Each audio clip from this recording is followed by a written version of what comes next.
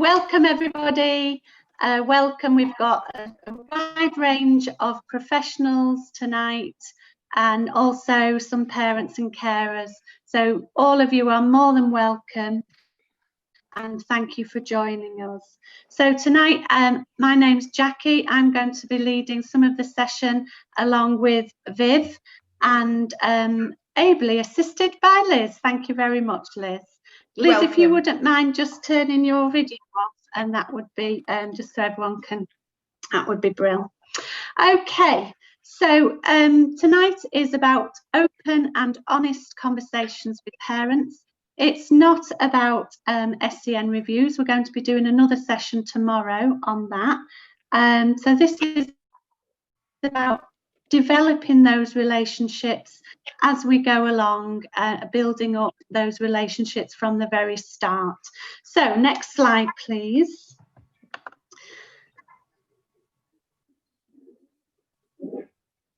So many of you will have seen this before. I'm not going to read it through to you, but Viv and I are just going to give a little bit of a background about why we're here tonight.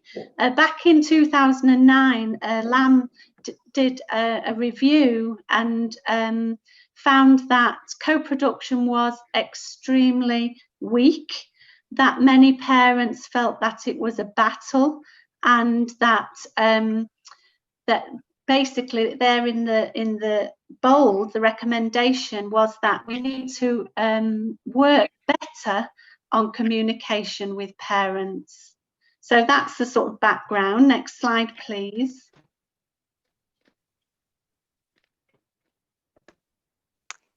And then we come to the Children and Families Act in 2014 and the SEN Code of Practice. And the subject of the webinar is about supporting open and honest conversations. And this is why, because we need to harness the views and the wishes and the feelings of the young person and the child's parents. And it's about the importance of the child, young person and child's parents participating as fully as possible in those decisions and being provided with the information and support necessary to enable participation in those decisions. Giving people greater choice and control. Talks about collaboration between education, health and social care, and the support to provide high quality provision to meet the needs of children and young people with SEN.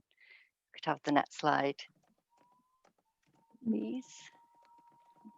So chapter 2 of the Code of Practice talks about impartial information, advice and support, and that's where we come in. And SENDIAS is a service to provide information on local policy and practice, the law on SEN and disability, local processes for resolving disagreements and complaints, and ultimately advice for children, young people and parent carers on gathering, understanding and then interpreting the information and applying it to their own situation. And as well as within the Code of Practice, NDS have a set of IS minimum standards, which we work within. And part of our strategic function is to work with local partners. They're available on the Council for Disabled Children's website. So yeah, supporting the open and honest conversations with a view to working towards the best outcomes for the children and young people is the principles running through the Code of Practice. If you could have the next slide, please. That's for you, Jackie. So again, many of us know about the inspection in 2018. That sadly didn't show that we'd moved on a lot from LAM's report, national report in 2009. So many of our families in Stockport shared similar issues. And since then, there has been a local authority commitment to change the way that we work with families so that we are moving towards a much improved connection and co-production approach. Next slide, please. So again, this is something you should have all have seen already. This has been updated and relaunched this week as part of the SEND Week of Action. And the co-production charter is for all of us to be thinking about how we meet those key aspects down the left hand side, that the hats on the poster, and really one of the key things is that active listening. Are we not just listening to parents, carers and young people, but are we actively listening to them? Are we acknowledging their real life lived experiences and responding to them? So that's all the background, really. We're now going to start moving on to seeing what we can do about it. So we know why we're doing it. Now we want to look at how we do it. So next slide, please. So there's some considerations and acknowledgements about barriers that we get to a conversation and the things that might affect those. And the practical one for everybody is time, the work responsibilities, childcare, mutually convenient appointments, people being available, capacity, the environment, unexpected events that might get in the way, as well as the communication, language, perception, understanding and interpretation which happens within the interaction and the conversation. And also we've come in to a conversation with maybe some expectations, we have our different priorities, and we've all got previous experiences which may set how that conversation goes, and additionally unresolved issues, outstanding actions, and those that are out of your control as well. Next slide, please. And then we come into a conversation as people with a lot of factors which might influence how we view the conversation, or how we're feeling that day as well, and our communication preferences. Is it a quick conversation in the playground? Do we need a meeting? Was it an email?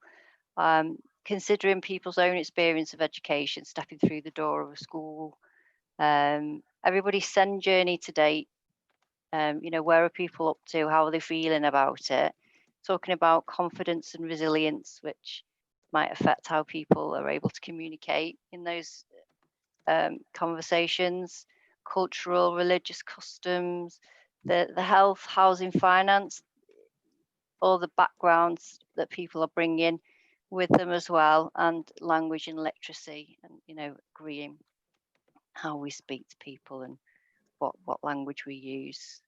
Next slide, please. So we were going to try and be interactive here. The education people might hopefully recognize the waggle, which is what a good one looks like and what a bad one looks like. So, and this is just to frame how people come into a conversation, what's happened before, where have they been before, what did the good day look like, what did the bad day look like. So my day today started with an emergency appointment at the vet for the dog. Luckily he's okay, he's just got a cough if you hear a very strange noise in the background. And then if we think about, anybody can join in and like to share, if they would, how they would frame a good day and what would happen on a bad day, and how that might impact on a conversation that you're going to have later in the day. So pop it in the chat, start it off in the chat and see.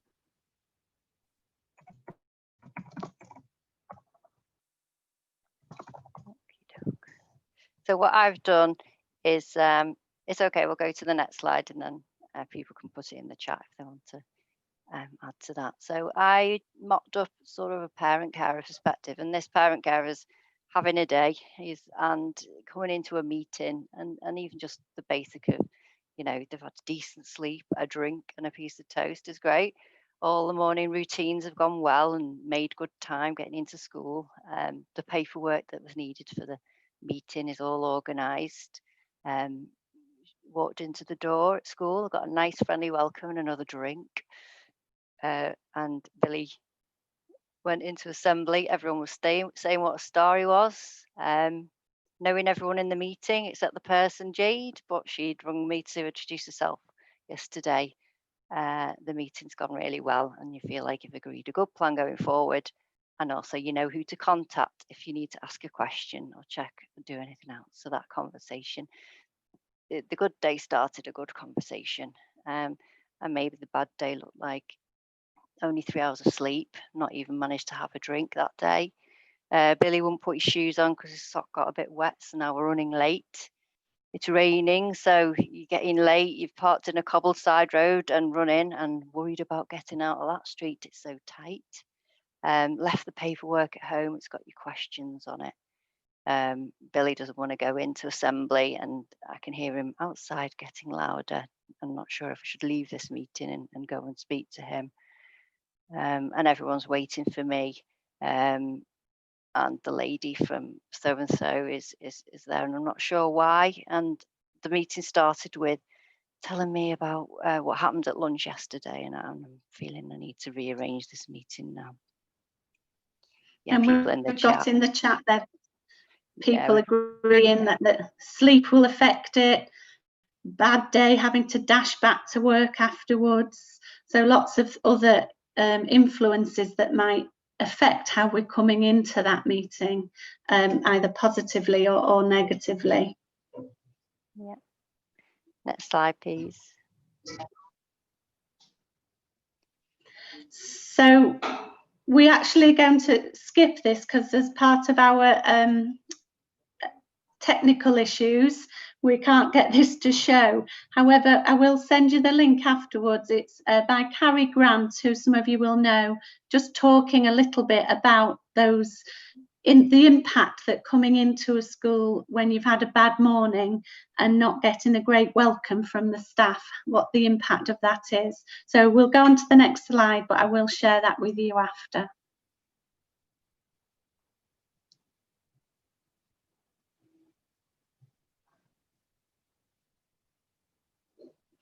So this is now thinking now about some tips about how we can work with families to build positive relationships. We're going to send to you all, we've got all your emails, we'll send you some top tips for building good relationships. On the left in the circle is a recent report and set of recommendations from the Education Endowment Foundation, which said that we need to encourage and promote positive dialogue. And we're trying to really get that across through this meeting, that this isn't about just the meetings that we have with our families. It's building up those continuous conversations throughout the year, building up those positive relationships bit by bit, so that when we do have meetings, those relationships are solid and positive as we start. And on the right there, we've put a link to Restorative Stockport resources, because it really is about building on those relationships of honesty and valuing each other, fairness and caring, and active listening. And if we get all of that right, then when we do have our meetings, we're going to have a much more positive approach. So next slide, please. We're going to start looking now at something called structured conversations. Now, some of you will have heard of this before. It came from Achievement for All, a national programme. And again, if we can go just one step forward, Liz, please. If we think about prior to the meeting, a good practice would be to ask the parent or carers to think about the questions they want answering within the meeting. So setting up some pre-meet questions and thinking about what the agenda is going to be. Revisiting the co-production charter and making sure that everybody understands what that means in terms of what's it going to look like during a meeting. And then in terms of practicalities, Viv has already touched on it a little bit, but again, in the chat, just have a little think about some of the practicalities we might need to consider prior to a meeting.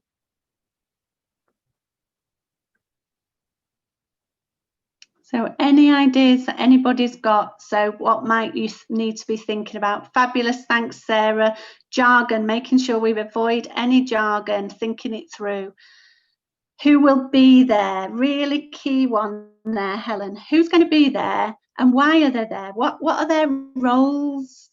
Too often people talk about somebody by name, but they don't explain what their role is. So the professionals might know their role, but the parents doesn't. Does the parent work? Absolutely. When is going to be a good time for the meeting? Are we aware of working patterns, strains on time, including your own? Have they had time to read the paperwork? Have you shared that? Does everybody know what's going to be looked at? And a really key one there from Sarah, having that discussion is really important about how, and this might come before the meeting or during the meeting, how does the parent want to be referred to? For me, as I hate being called mum, I've got a name. Other people are okay with mum, but it's important that we ask people, how is it that you want to be referred to? What term would you like? And agreeing that either before or at the very beginning. Making sure the time's suitable for everybody. Are there any shocks and surprises coming? Absolutely. Interpreter, childcare for younger siblings, so that the parent can focus on the session. And I think as well, probably I would add to that, have you thought about the sort of layout and seating of the room? Is it inviting? Is it private? Is it welcoming? Or is it, a desk that feels like an interview? But all of those things we will capture and put onto the list of top tips, but obviously talking to people who already know a lot about this already. So then actually at the meeting, if you just click forward, Liz, twice, we've got some key things to think what we do during the meeting. So one of the key things is, we've already said, allow time to settle in, to chat, share a good story, set off the meeting positively. If we haven't already, establish what we want to be called, introduce all the professionals, their roles, not just their names. But then structured conversation, if you go, just click once again, Liz, asks us to go through these processes: explore, focus, plan, and review. So during the explore bit, we need to go back to those pre-meet questions, to the agenda that we've shared prior to the meeting. We need to listen to the parent perspective actively and paraphrase what they're saying, respecting the legitimacy of their lived experience. And then we've got to note things down so we can keep clarifying what it is we're talking about. And then moving on to the focus bit, we're listening to any other contributions and perspectives. And I think one of the key things here is that as professionals, we really need to recognise that what may appear to be minor niggles to you may have a huge importance and impact on the family and the young person. So, for example, they've missed breakfast. That might be really cause a massive issue for that young person. A different teacher, they've lost their tie, whatever it is, we need to consider the huge impact that might have. And I've pinched this one from Viv, and I love it, is that as you're sitting and listening to those different perspectives, we all need to assume positivity. We need to remember that no one sits around that table trying to make things worse. So trying to focus on the problem solving that everyone there is there to do. And ensuring that we provide that honest, open and transparent responses, which will instill confidence and trust. And someone had already said early on, I think it was Sarah, to avoid that jargon, avoid abbreviations, and step in if people fall into it. And then we go into the planning stage, which is obviously self-explanatory, and then the reviewing stage, which again is really key.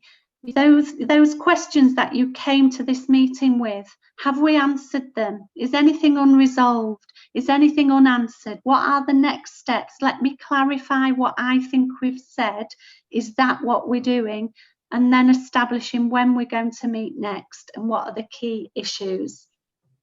And then after the meeting, obviously carrying out those actions that you've agreed and looking at some quick fixes that you could delegate to someone else and get them done. So if we move on to the next slide, we're now going to just take a moment to look through what that might look like in terms of paraphrasing what the parent has said. Just read through that for a moment. And the structured conversation approach, I hope you would all agree, would be moving towards D.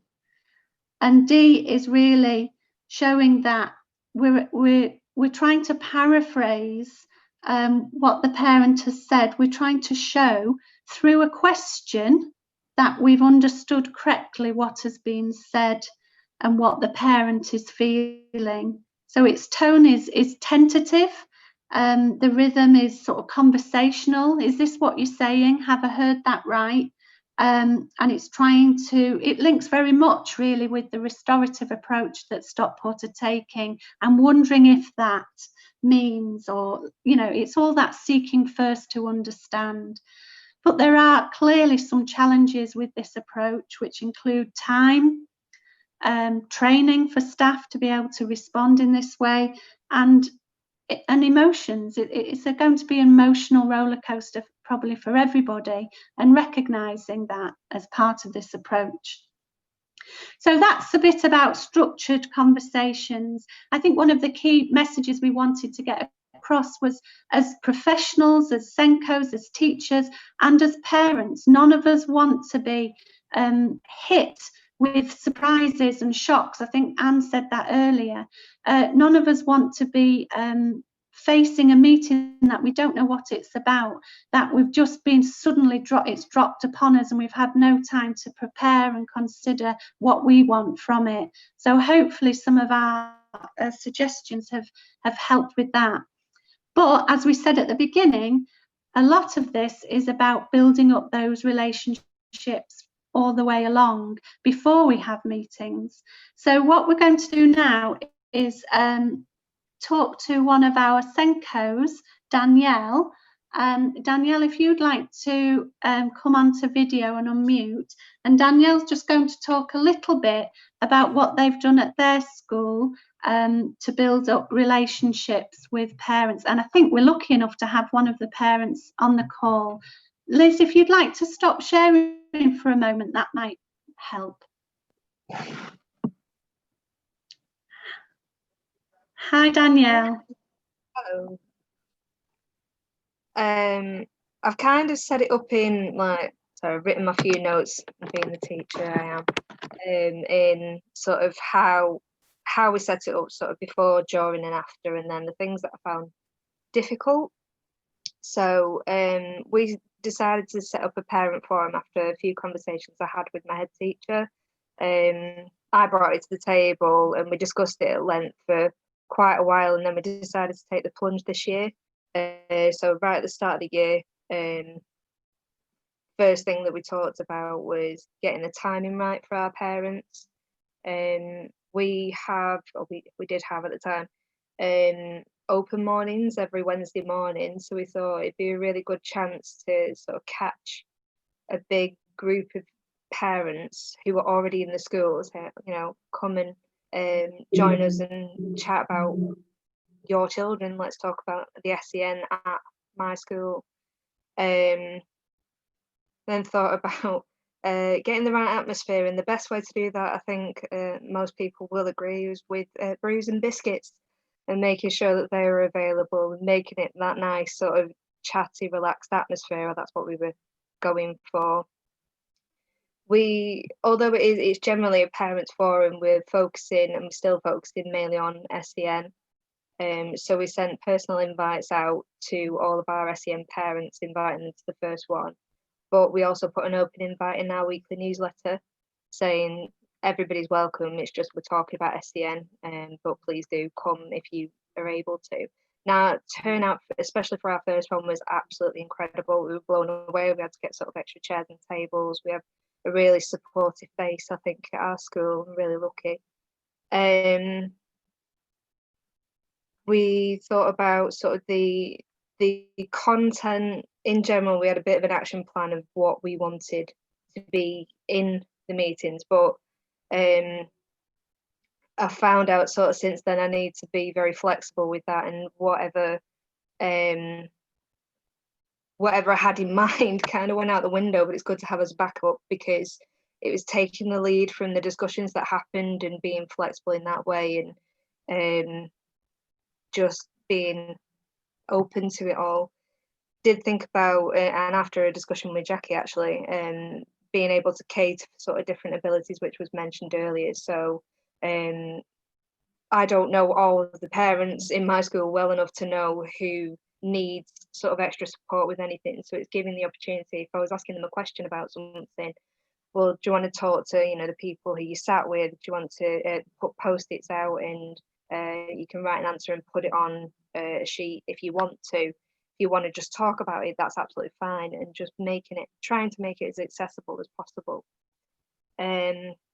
So during the meeting, sort of it went as we introduced who we were. We invited some of our governors in, who were happy to sort of get stuck in and have a chat with people as well, and tried to explain why we were doing it. We wanted more engagement with parents, and to get more of their side of things. And like I think Jackie said before, let them know we're working towards a common goal. We want to get there faster. How do we do that? You know your children better than we do, or you know your children outside of school and we know them in them. Let's get our heads together and see what we can do to make this even better. We create a needs poster, so looking at the co-production charter and going from that and saying how can we make this successful as a meeting, and then getting the ball rolling. I think then asked what could be described as difficult questions. So we asked, what are we doing well as a school? What could we do better? And we then looked at the answers to those and use that as a sort of basis to model the rest of our meetings on. So after we'd had the meeting, we reviewed the responses to the questions, and then we made a handout. I keep saying, wait, I did this. Made a handout so that everyone had the opportunity to see all the different things that different people had said, and we picked out that communication was where our parents were seeing we were falling down, and we were also able to look at actions from what people had written down. So because of that, we've started putting, if teachers or teacher assistants are not going to be in school because of training, then we put that in our weekly newsletter. And that was an idea from a parent, which was really, really simple, a quick fix, let people know. We had send training that was suggested by lots of our parents, to put those in the newsletter, get them from different services, and I can put them in our weekly newsletter. It's just sharing things. And also got pointed out by one of our parents, it was Neurodiversity Week, and I managed to do sort of an assembly for the whole school and put up a display and talk about that, which was really useful. Things that were difficult, hearing that you're not good at stuff. It's not the nicest thing to hear, and it's quite hard to swallow and not be defensive and think, actually, we are doing this, we're working really hard, why do they not understand? Well, thinking, sort of taking that step back and going, well, actually what they've said is we're bad at communicating, so that makes sense. We are obviously not communicating that we're doing all this amazing stuff, and our parent forum has then become a platform for us to go, do you know what we do as well? We can do this, how can we make it better? We need to tell you about it, how can we tell you? So it started to feel like a real platform to be able to share, we are doing these great things. Yeah, I think my biggest takeaway is being sort of open and honest and saying, you know what, we have a common goal. We want to do the best for your children and make everything better, sort of get even better for them, and we want your help to do that. And feeling sort of brave, trying our first Zoom parents forum this week, which is very scary and very different, but we don't want it to stop because it was so positive and it was really, really useful. And if you're happy to put yourself out there, then I'd say give it a try. But it's worked well for us. That's what I'm thinking. Fantastic. Thank you so much, Danielle. And that bravery, I think, is a really key issue about that honesty and openness to accept if things aren't as you see them. I know we've got Helen on the call, who's a parent who's attended that SEND forum, putting you on the spot a little. I know Danielle talked to you earlier, Helen. Is there any chance you could come on and come on video and just share your thoughts about it? Yeah, can you hear me? We can. Oh, hi, yeah, I'm Helen. I go to Danielle's school. Yeah, the SEND forum was an amazing idea. It's a really shame that it started when it did, because it didn't really get properly established. But yeah, we are doing the first Zoom one this week, which will be interesting. I know Danielle's quite nervous about doing a Zoom chat. But again, I think, like Danielle said, it's helped make a lot of improvements. It's more informative than it was, and I think, like she said, the communication always fell down a bit, and it wasn't that they weren't doing the things, it just wasn't communicated that they were doing those things. So parents were getting angry that things weren't done, but actually they were doing those things, which I do think is improving. And like she said as well, criticism's always hard, but I think you have to take the criticism on the chin to help make things better. It's never nice to hear you're not doing things well, but it's the only way we can improve things. But yeah, things are looking really good and they are improving, and it's good. I'm happy. Fabulous. Thank you, Helen. Thank and you. I think just the fact that you're both here today shows a massive shift, and that sense of coming together and working towards that common goal that Danielle mentioned. It can only be a force for the better and force for better outcomes for all the children at the school. I know someone's put in the chat that is Danielle able to share this with all SENCOs. Yes, we are videoing this for that reason, so that we can push out these messages. And there are lots of schools who are starting these forums for parents, but we need to get it more consistent across all schools. So we recognise we're all on that journey to keep pushing this forward and make it a more consistent offer to all schools. So if we just come back to the slide sharing, Liz, we're nearly at the end here. Okay, so if you just go on a couple, we've had that. So we're going to, this isn't for you to answer now, but if we just go back, sorry, Liz, we've put some self-reflection questions up there for you to think about. Not for you to do it now, but just for maybe you to think about things you've heard tonight and anything that you may be able to change in your either in your school if you're a professional, or to have a chat with your SENCO if you're a parent or carer. So I'll send all these out to you after the session, and really now we're going to come off the screen sharing and just open it up if there are any questions or comments that anybody wants to make. And I'll come onto video just for the last few minutes. Didn't want to use up the bandwidth. If there are no questions or anything that anyone wants to say, we will pull this to a close and just say huge thank you for coming. We apologise for the technology issues at the beginning, and please let us know if there's anything more you want. Tomorrow we're doing a session on person-centred review meetings, so hopefully we might see some of you then. Thanks, everybody. Okay, thanks very much. And thanks to Liz for jumping in with the Thank you, Liz. technical